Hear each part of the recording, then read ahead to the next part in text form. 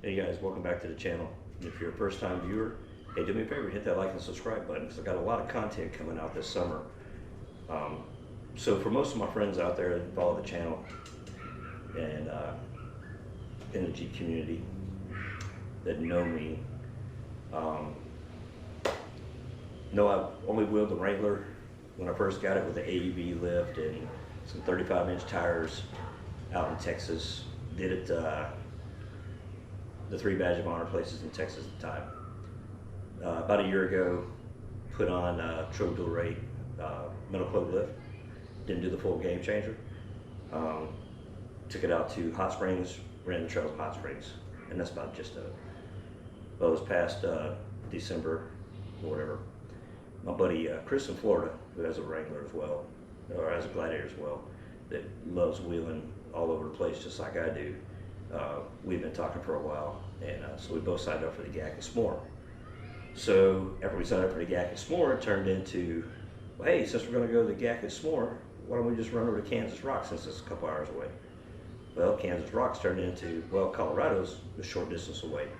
So now we're planning on Colorado. Well, then Moab's a little short distance away.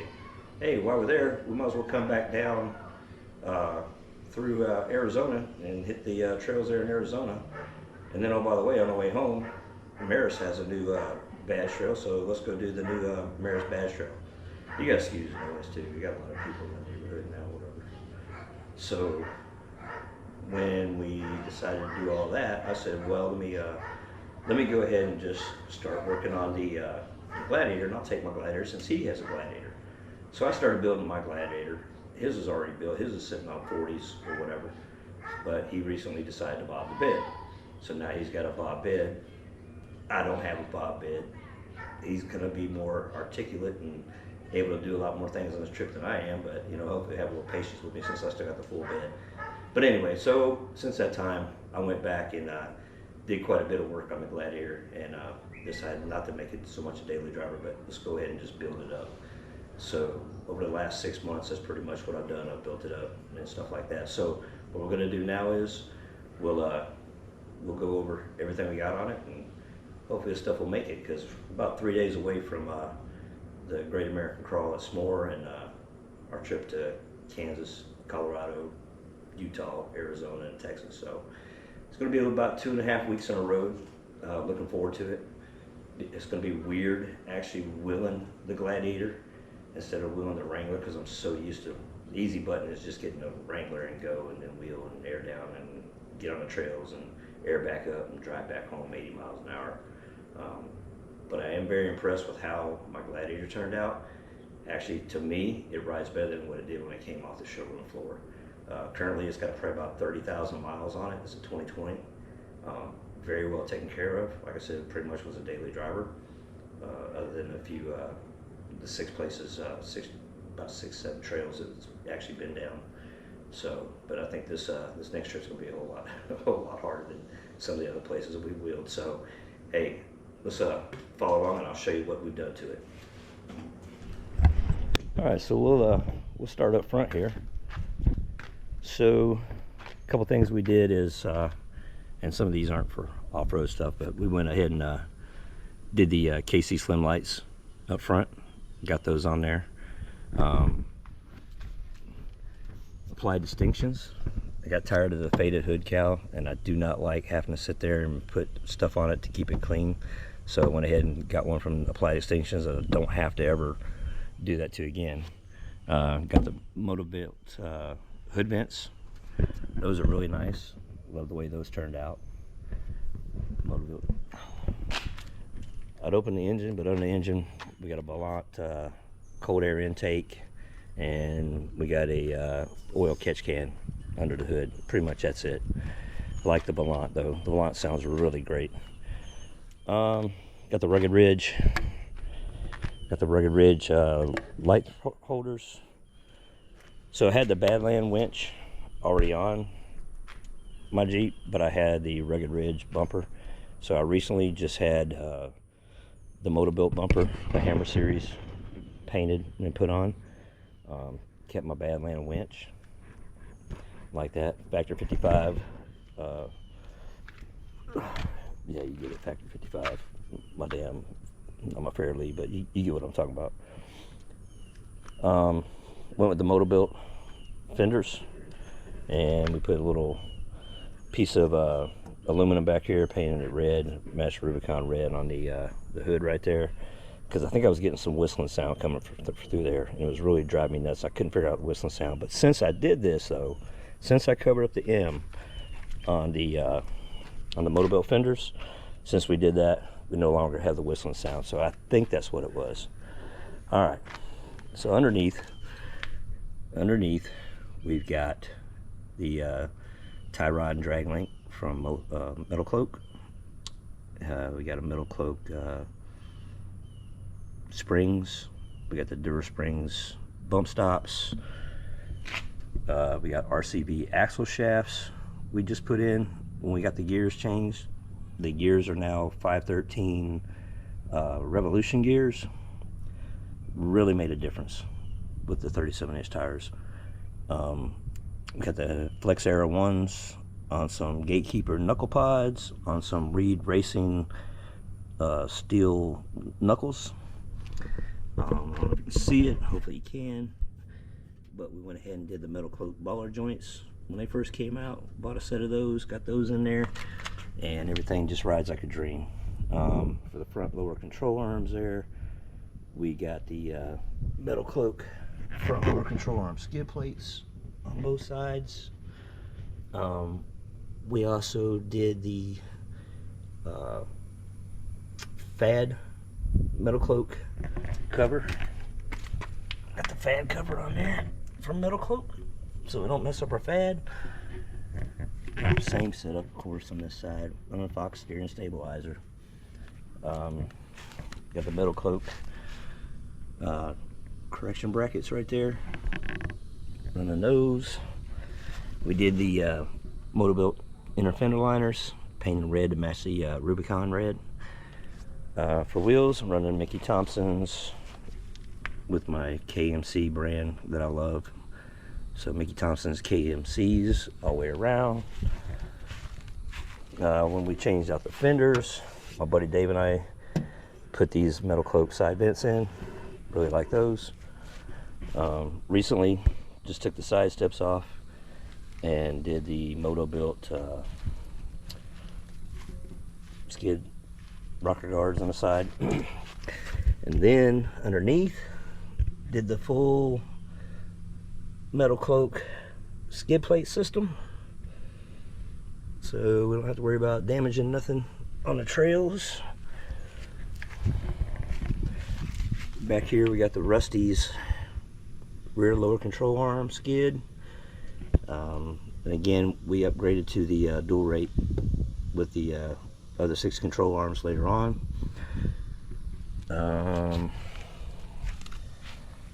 More Moto-Built back here on the sway bar, because everybody knows this thing right here that has, what you call it, this piece right here has a tendency to break. So went ahead and got the reinforcement bracket from Metal Cloak, put that on there, so I ain't got to worry about breaking my sway bar bracket right there. We also did the extended brake lines when we did the Metal Cloak lift. Excuse me. I've been waiting for Moto-Built to come out with their taillights, and they have it. So with my trip coming up, I couldn't wait no longer, so I went ahead and did the Combat Off-Roads. And actually, I really like the Combat Off-Roads, to be honest with you. They're metal. They're not the cheap plastic like the Oracles out there that you see everybody complaining about tearing up on the trails and whatnot. So no Oracles, all metal. I'm going to stick with these a while. Not to say I won't buy the Moto-Built, because everybody knows I have a thing for Moto-Built stuff that knows me. Got a hitch slider, little hitch slider we picked up off of Amazon. Yes, and the 37 can't fit up underneath there. So back here, we got the Moto-Built rear diff cover, the heavy duty series. Then we also put the I put the Metal Cloak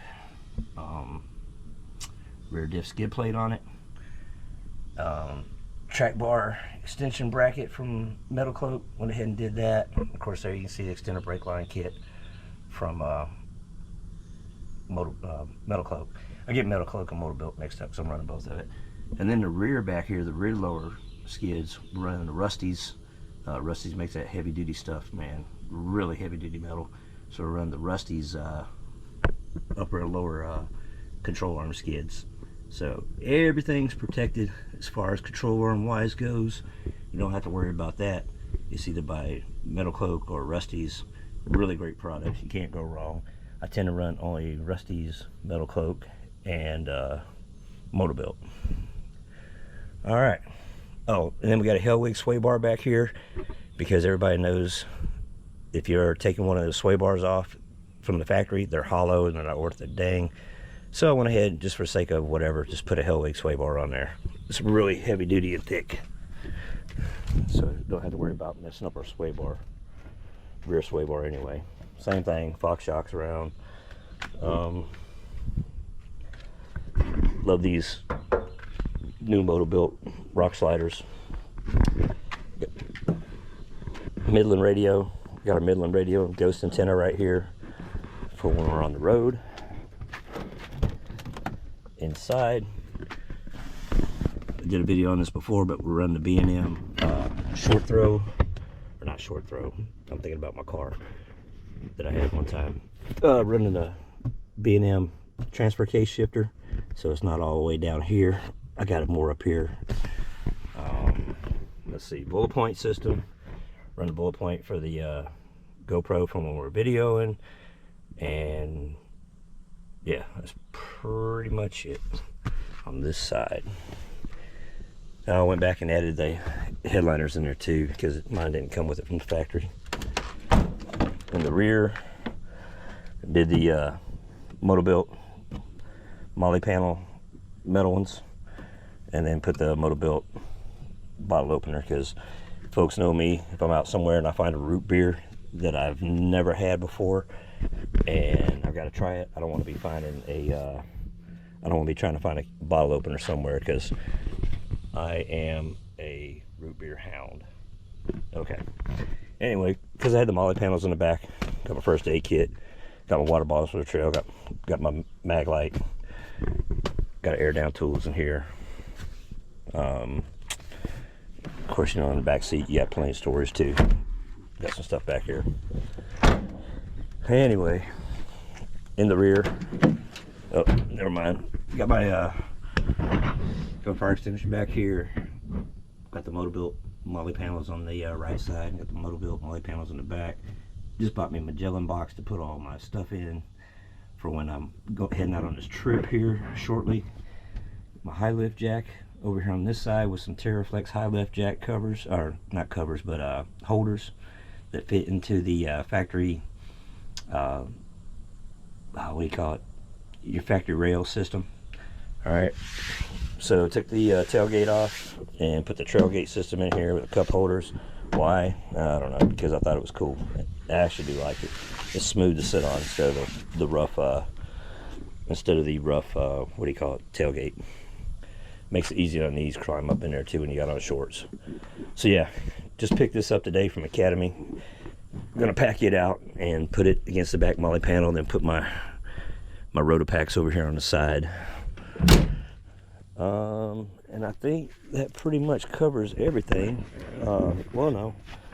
So I don't know if you can see it, but I did Adams 1350 front drive shaft, and I did an Adams 1350 rear drive shaft before I did my gear swap. And I'll show you another thing that's pretty cool to have if you did a lift and you want to worry about keeping your brakes that way. So Terraflex makes these nice brake line extenders that keeps it off all your stuff and holds them in there.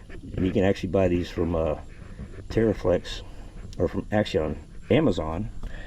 You can get them on Amazon actually for like $20-something. So go find you a set of these. They just bolt right into your shop. Not bad. All right. So then over here, did the Carolina metal. So originally I had this mounted back behind here. It made a little bit of pain, changed my air filter in and out. So I saw the Carolina Metal Master made a little bracket that goes on here. So I decided to take the get the Carolina Metal Master bracket, put it on here, and mount my radio inside for one of my other trails talking buddies. This little bracket right here will hold your ham mic or little walkie-talkie for your pastor or your spotter or whatever. Again, another bullet point thing here. Mounts it right in here. Got my little accessories, bam. Got a walkie-talkie for either my use or spotter's use or passenger's use or whatever. And GPC handles. But other than that, yeah, that's pretty much it. That's the Gladiator build. So, thing rides like a dream right now. Everything's new, everything's lined out, everything's aligned, gears are broke in, all that stuff. So, yeah, we'll see how it goes. So, appreciate you guys watching. Next time you see something from me, it'll probably be at the Great American Crawl at S'more. Can't wait to get out there. Pee Wee's Crossing is one of my favorite trails. Ran it in the Wrangler before, and really so scenic and serene down there, man. I mean, I could spend most of my day just crawling through Pee Wee's Crossing. So yeah, that's definitely a trail that I will be doing while I'm down there. But yeah, so look for some content coming out soon. Should be a fun trip.